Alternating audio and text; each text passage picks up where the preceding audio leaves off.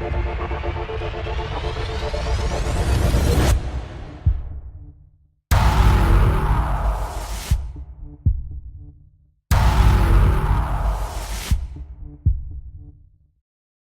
guys, Malu here, and welcome back to another Raid School video.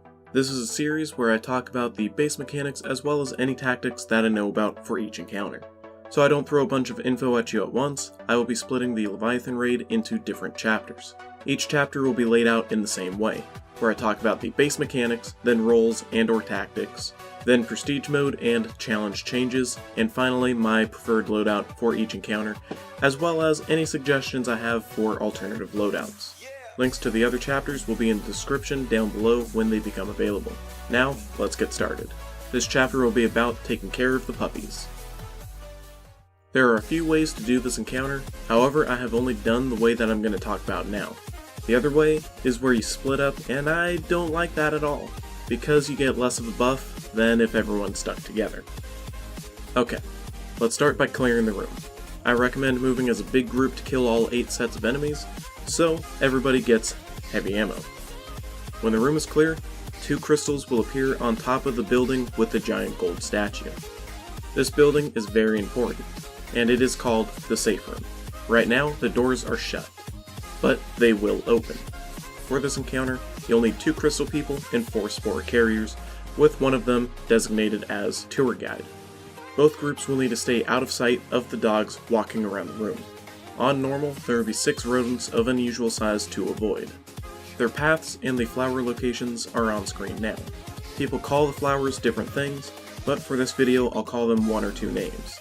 On the right there are, starting from safe room, statue or R1, rocks or cave, waterfall or R2, and pillars or R3. On left there are, starting from the safe room again, bones or L1, trees, plates or L2, and moss or L3. The reason for the names are because there are characteristics around those locations that indicate more for those names. You want to have as many spore carriers around the flower as possible to get the most out of it. When the spore carriers get close to the flower will open. The crystal person's job is to shoot the flower when it's open. When the flower pops, it'll give everybody a buff called Empowering Spore.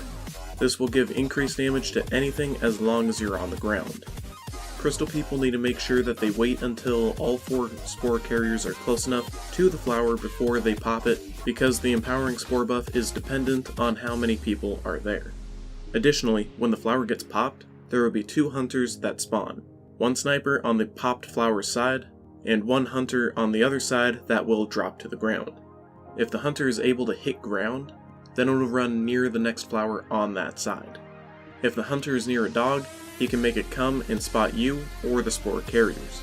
And if the hunter dies near a dog, then the dog will just go absolutely nuts and look around even if it's outside of its normal walking path. So kill them as they spawn so the dog paths don't get screwed up. After some time, the ROUSs will start to howl. This is their wipe mechanic.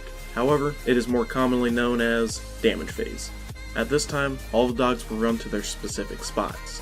Their spots are near flower locations. On normal, the dogs will run to every flower except rocks and plates. I highly recommend assigning a dog to each fireteam member. Yes, this will make it a little harder to kill them quickly. However, if you can't kill the porky rats in one phase, not to worry. You can use the safe room up to 3 times. Thus, you have 4 attempts to kill them. Just make sure you make it back to the safe room before the doors shut on the top. Now, you want to make sure that you weaken the dogs and not kill them prior to all of them dying. Because for each one that dies, it shortens the time before they howl next. How much of a difference? I don't know, I just know if you kill one, it comes a lot faster. The crystal people will need to split up, 1 on the left and 1 on the right. What they need to do is jump from high spot to high spot, looking for one of the 4 flower locations on their side. You'll know it's the one you need, because it'll be the only one on your side glowing purple. When the crystal person sees the flower location on their side, they call it out for the tour guide. While the tour guide is making their way to the location, the crystal person needs to get into one of the 3 lights on their side, so they can hit the flower when it opens. You have 10 seconds to blast the flower from when it opens to when it will close again. the crystal will only be able to fire while standing inside one of those lights. However, you kinda want to wait to blast the flower until all the spore carriers are within 5 meters of the spore. The crystal people need to make sure they're watching the dogs on the ground as well, so the tour guide can navigate the floor without being seen.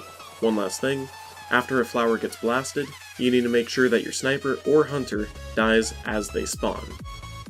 Spore carriers. Your job is to drop through the top door to get into the safe room. Once inside, you'll see 4 spores, 2 on each side. Whichever one you pick up will be the one you get every single time. It just makes everything easier later. After that, all you need to do is follow your tour guide and not get caught by any spiked baboons.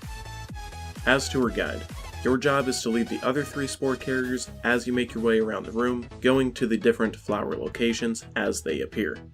Your crystal holders will tell you which ones are available on what side. If you don't know the flower locations, I recommend going to the time on screen right now to see them when I talked about them during the base mechanics. However, if you don't want to do that, here's the map again, just without the names. When the encounter starts, you'll need to drop down into the safe room with the other 3 carriers and pick up one of the spores. Then it's all up to you and RNGesus for which ones you go to first. At this point, there is no reason for a carrier to shoot, aim, swap his weapon, melee, throw a grenade, or try and use their super. And if you do any of these, then your spore will get dropped and it will go immediately back to the safe room. If you are not carrying a spore when you're close enough to a flower and it gets popped, then the empowering spore buff won't recognize you and you won't count for the stack.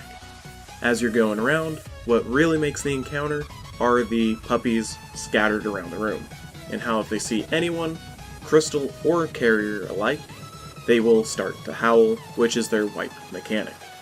If you have less than a 24 stack of empowering spore, I'd just say wipe.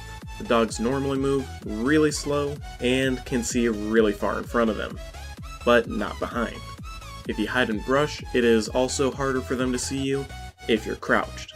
If a hunter is on the floor and sees you, it can call a nearby dog to come over and spot you, as well as he can just come over and attack you on his own. I recommend telling everyone to stay in a good spot, so you, as the tour guide, can attract the hunter away from the rat with spikes, so the ROUSs don't come out of their paths. For Prestige Mode, there are a few changes, in addition to the usual. The usual changes are that enemies hit harder and are harder to kill, as well as if you die, you lose your revive token, as well as the person who rezzed you. The only change for this encounter is that there will be 8 dogs instead of 6, so their paths have changed a little because of that. Now, here's a map for Prestige Mode with the changes to the dogs and their paths. The footage that you see in the background is me running the quickest path to each flower that I know about. However, it is very, very dangerous the way that I play, so I recommend making your routes based out of the trees. This is by far the safest spot to be, besides the safe room, and it is a fantastic way to get to all the flower locations except for R1. Now, for damage phase, there will be a dog for every single flower, so I recommend having a player assigned to all the dogs except L2 and R2. The reason for this is because those are the easiest to collapse on. What I mean by that is after you hurt or kill your dog, depending on what your team's doing, you can join the others and gang up on the last dog on your side. Now, challenge mode. It seems like another easy one this week. It is that you can't have a crystal holder pop 2 flowers in one run. However, at the time of this recording, I don't know whether or not the flower part of the challenge resets after everyone has popped one in a run, or if the challenge would fail if you popped another flower in the same run. So that'll be some testing. Anyways, back to the example and not hypothetical. Pretty much break your team into 2 teams, where there is 1 crystal person and 2 spore carriers on one team. Let's call these teams left and right, having each member numbered 1, 2, and 3. The number corresponds to the order they will be holding the crystal. In order to swap crystal holders, you want everyone to meet in the safe room. Spore carriers. I recommend after you get 2 flowers popped, you drop your spores and use your jump ability to get back to the safe room quickly. Crystal holders. You need to kill your hunters before you go to the safe room so you don't leave a mess for the next guy. My preferred loadout for this encounter is any kinetic and any energy weapon because you won't really be using them. As for my power, I use a cluster bomb rocket because the dogs stay inside a confined space, so the cluster bombs can deal a ton of extra damage. However, you can use Merciless or Hawthorne's Field Forged Shotgun, as well as the Legend of Acreus. Anything else, and you're not doing as much damage as you could. Grenades. They really help. But just like anything else, there is a best grenade for this encounter, and that is Pulse Grenade. For hunters, since Bungie hates us, our best grenades are either Vortex with Lockdown or Swarm Grenades with the Celestial Nighthawk. I would highly recommend not being a pole dancer because it doesn't do enough damage for how long the super could last. Thank you so much for watching.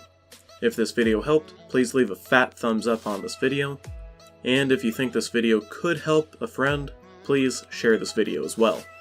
I don't usually ask for likes or shares on my videos, because if you guys like it, you'll hit the like, and if you want to share it, you will.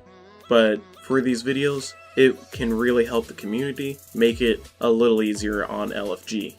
And hey, maybe it could get the runs down from a couple hours to an hour or less. Anyways, I've taken up too much of your time. The next chapter will be Chapter 5, The Pixie Sticks.